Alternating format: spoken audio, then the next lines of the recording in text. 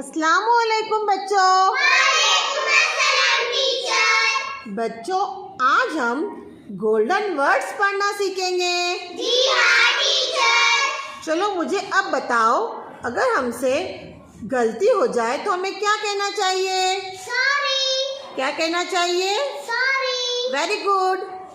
अगर हमें किसी से कोई चीज मांगना हो, पेंसिल, शार्पनर वगैरह, तो किस तरह मांगोगे? प्लीज। किस तरह से? प्लीज। Very good. अगर हमारा दोस्त या सहेली हमें गिफ्ट दे तो हमें क्या कहना चाहिए? Thank you. क्या कहना चाहिए? Thank you. Very good. अगर टीचर काम में मसरूफ हो, बिजी हो, तो हम उनसे किस तरह बात करेंगे? Excuse me. किस तरह से? Excuse me. Very good. अगर हमारा दोस्त हमें कहीं मिल जाए तो हम उससे किस तरह बात करेंगे?